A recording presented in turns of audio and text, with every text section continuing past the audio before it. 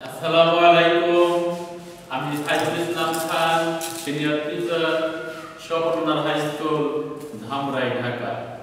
প্রিয় শিক্ষার্থীরা, প্রথমে ভালো আছো আশা করি। আমরা জানি গোটা পৃথিবীতে একটা মহামারী ভাইরাস চলছে, কোভিড-19, এবং এই কোভিড-19-এ এ পর্যন্ত প্রায় 10 লাখের উপরে মানুষ মারা গেছে এবং এখনো প্রায় 3 কোটি মানুষ আক্রান্ত, এবং গোটা পৃথিবীর সমস্ত স্কুল, কলেজ, বিশ্ববিদ্যালয় বন্ধ। প্রিয় শিক্ষার্থীরা, আমরা এই কারণে স্কুলে ক্লাস করতে পারতেছি না। আমরা আশা করবো এটা অচিরে কেটে যাবে, আর আমরা এই ভাইরাসকে কোনোভাবে ভয় পাবো না, এটা আমরা জয় করব। আমরা ঘরে থাকবো, বারবার সাবান দিয়ে হাত ধুবো এবং অযথা অপ্রয়োজনে বাহিরে যাব না। প্রিয় শিক্ষার্থীরা আমার, আজকে আমরা নবম দশম শ্রেণীর ভূগোল ও পরিবেশ বিষয় নিয়ে আলোচনা করব, এবং ভূগোল ও পরিবেশ বিষয়ে অষ্টম অধ্যায়ে হিউম্যান সেটেলমেন্ট অর্থাৎ মানব বসতি নিয়ে আমরা আজকে আলোচনা করব, এবং আমাদের আজকের পাঠে শিখন ফল থাকবে বসতি স্থাপনের নিয়ামক সমূহ। কি কি কারণে মানুষ বসতি স্থাপন করবে এবং এবং এই সমস্ত সুযোগ সুবিধাগুলো থাকলেই মানুষ এখানে বসতি স্থাপন করবে। প্রিয় শিক্ষার্থীরা আমার, আমরা প্রথমেই আসি, বসতি কাকে বলা হয়? যেখানে মানুষ একত্র হয়ে স্থায়ীভাবে বসবাস করে তাকে বলা হবে বসতি। এখন এই বসতিতে সব জায়গায় একরকম হবে না। প্রাকৃতিক পরিবেশ সব জায়গায় অনুকূলে নয়, যেখানে অনুকূলে ভালো, আর যেখানে প্রতিকূলে থাকবে সেখানে মানুষ সেই প্রতিকূলতাকে জয় করে অনুকূলে এনে মানুষ বসবাস করবে স্থায়ীভাবে এবং তাদের জীবনযাপন করবে, এটাই স্বাভাবিক।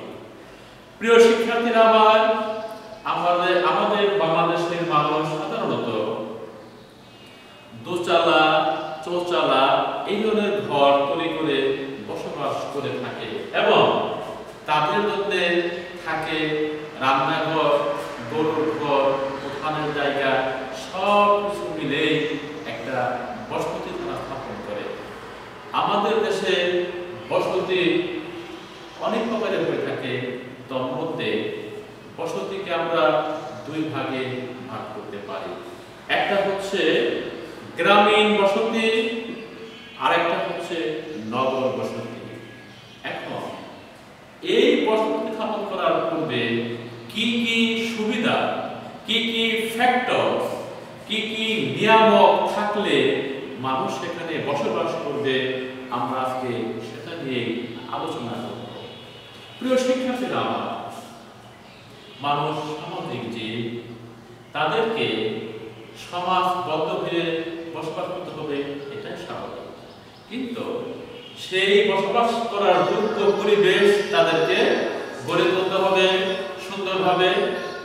এখন আমরা জানবো এই বসতি স্থাপনের নিয়ামক সমূহ। নাম্বার 1, ভূপ্রকৃতি।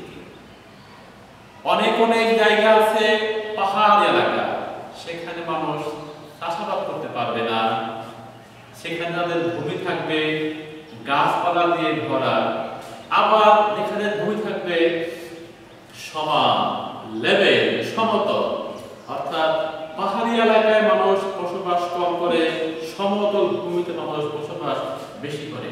কারণ কি? এখানে মানুষ সহজে চাষাবাদ করতে পারবে এবং এর মাধ্যমে তারা তাদের জীবন জীবিকা নির্বাহ করতে পারবে। প্রিয় শিক্ষার্থীরা আমার, এই ভূপ্রকৃতি সমূহ যদি মানুষের অনুকূলে হয়, তবে সেখানে মানব বসতি গড়ে তুলতে পারে।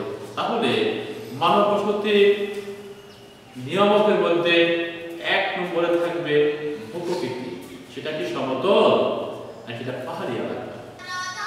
প্রিয় শিক্ষার্থীরা, আমার এরপর আমরা দেখব বসতি স্থাপনের নিয়ামক সমূহের ২ নম্বর উপাদান। এটা হচ্ছে পানীয় জলের সহজলভ্যতা। প্রিয় শিক্ষার্থীরা, আমরা জানি পানির অপর নাম জীবন। কোন মানুষ, কোন প্রাণী পানি ছাড়া বাঁচতে পারে না।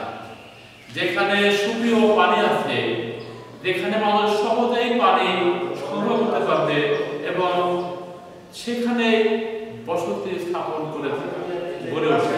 আমরা জানি পৃথিবীর বহু দেশে আছে মরুভূমি, সেখানে মাইলের পর মাইল পানির ব্যবস্থা নাই, নদী নালা খাল বিল কোনো কিছুই নাই, সেখানে কোনো বসতি নাই, ফাঁকা। সেখানে এই জন্যই পানি নাই। মানুষের জীবনের জন্য পানি একান্ত প্রয়োজন, পানি ছাড়া আমরা বাঁচতে পারি না। সুতরাং বসতি স্থাপনের জন্য ভালো সুপেয় পানি থাকা একান্ত প্রয়োজন এবং তাহলে সেখানে বসতি গড়ে উঠবে। প্রিয় শিক্ষার্থীরা, আমার বসতি স্থাপনের আরেকটি উপাদান হচ্ছে ফ্যাক্টর, আরেকটি নিয়ামক, আরেকটি ফ্যাক্টর হচ্ছে মাটি। মানুষ চাষাবাদ করে খাবে, জীবনযাপন করবে, এটাই স্বাভাবিক। এখন যদি সেই ভূমিটা অনুর্বর হয়, বালুময় হয়, তাহলে সেখানে মানুষ বসতি স্থাপন করবে না। মানুষ চাষাবাদ করবে, শস্য উৎপাদন করবে এবং জীবনযাপন করবে এবং পরিবার মিলে খাবার খাবে, এটাই স্বাভাবিক। কিন্তু যদি সেই জায়গায় মাটি অনুর্বর হয়, বালুময় হয়, পাথর থাকে, চাষাবাদ করা যাবে না। এই জন্যই সেখানে বসতি স্থাপন করা, বসতি গড়ে উঠবে না। প্রিয় শিক্ষার্থীরা, আমার তাহলে বসতি স্থাপনের ৩ নম্বর উপাদান হচ্ছে নিয়ামক হচ্ছে মাটি, অর্থাৎ ওই এলাকার মাটি হতে হবে উর্বর, যাতে তারা সহজে শস্য উৎপাদন করতে পারে। প্রিয় শিক্ষার্থীরা, আমার বসতি স্থাপনের আরেকটি নিয়ামক, আরেকটি ফ্যাক্টর হচ্ছে প্রতিরক্ষা। মানুষের জীবন যাপন করার পরে একটা প্রতিরক্ষা ব্যবস্থা থাকা লাগবে। মানুষ উপার্জন করলো, সেখানে কোনো নিরাপত্তা নাই, সেখানে কোনো জীবনের বাঁচা থাকার সমস্যা থাকে, সেইখানে মানুষ সাধারণত বসতি গড়ে উঠবে না। দেখা গেল একটা বাড়ি অনেক দূরে, তার পাশে কোনো বাড়িঘর নাই, তার উপরে আক্রমণ হবে প্রাকৃতিকভাবে, যেমন পশু পাখি দ্বারা এবং দুষ্ট প্রকৃতির লোক দ্বারা, এবং যদি পাশাপাশি অন্য কোনো লোক না থাকে, তাহলে সে সেখানে স্বাচ্ছন্দ্যে আরামে বসবাস করতে পারবে না। সুতরাং প্রতিরক্ষা বলতে এখানে শুধু ডাল তলোয়ার নয়, মানুষ বসবাস করবে গোষ্ঠীগতভাবে, অনেক লোক একত্রে থাকবে, এক অপরের বিপদে আগে এগিয়ে যাবে, এটাই স্বাভাবিক। সুতরাং মানব বসতি গড়ে ওঠার আরেকটি নিয়ামক হচ্ছে প্রতিরক্ষা, এবং সেখানে অর্থাৎ সেখানে সরকারি পুলিশ, সরকারি সহযোগিতা থাকা লাগবে, তবে সেখানে মানুষ কোনো প্রকারের ভয় ভীতি ছাড়াই স্বাচ্ছন্দ্যে আরামে বসবাস করার সুযোগ পাবে। এবং আমরা জানতে পারলাম প্রতিরক্ষা ব্যবস্থাও আরেকটা নিয়ামক, আরেকটা ফ্যাক্টর মানব বসতি গড়ে ওঠার জন্য। প্রিয় শিক্ষার্থীরা, আরেকটি নিয়ামক, আরেকটি উপাদান, আরেকটি ফ্যাক্টর, এটি হচ্ছে পশুচারণ। মানুষ পশু চারণ করবে, দুগ্ধ উৎপাদন করবে, চাষাবাদ করবে। কৃষকের জন্য লাগবে বড় একটা এরিয়া, যেখানে তারা আরাম মতো তাদের পশুপালন করতে পারবে, পশুর খাবার ব্যবস্থা করতে পারবে এবং সেখানেই বসতি গড়ে ওঠে। এবং যদি এরকম খোলা ঠিকানা থাকে, সেখানে কোনো বসতি গড়ে উঠবে না। যেমন আমরা যদি তাকাই শহরের দিকে, একটা বিল্ডিং এ অনেক লোক থাকে, সেখানে কিন্তু কোনো কাবাতে বসে থাকে না, শুধু মানুষ থাকে, তারা কাজ করে খায়। কিন্তু গ্রামে যদি তুমি বসতি করতে চাও, সেখানে লাগবে বিরাট একটা এলাকা, ওপেন খোলা জায়গা। এটা শুধু মানুষের জন্যই নয়, ওই পশুদের জন্য একটা খোলা জায়গা প্রয়োজন হবে, তবেই সেখানে বসতি গড়ে উঠবে। প্রিয় শিক্ষার্থীরা, আমার বসতি স্থাপনের আরেক নিয়ামক হচ্ছে যোগাযোগ ব্যবস্থা। যেখানে যোগাযোগ ব্যবস্থা ভালো আছে, সেইখানে মানব বসতি গড়ে ওঠে। আমরা দেখি বাংলাদেশের প্রায় সব ডিস্ট্রিক্ট, সব জেলা, সব উপজেলা, সব শহর সাধারণত গ্রাম, নদীর তীরে অথবা বড় রাস্তার ধারে গড়ে ওঠে। যদি মানুষের এই যোগাযোগ ব্যবস্থা না থাকে, তাহলে তারা সেখানে বসতি গড়ে তুলবে না।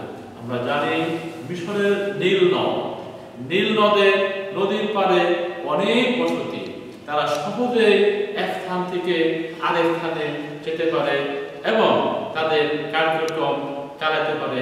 এজন্যই যেখানে যোগাযোগের ব্যবস্থা আছে, সেটা হতে পারে নৌপথ, সেটা হতে পারে স্থলপথ।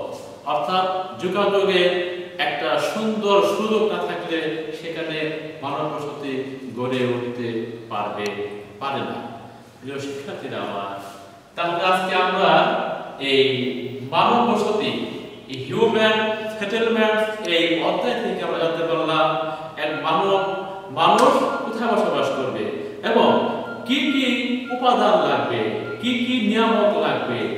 এই নিয়ামকগুলো যদি থাকে, তবেই সেখানে বসতি গড়ে উঠতে পারে।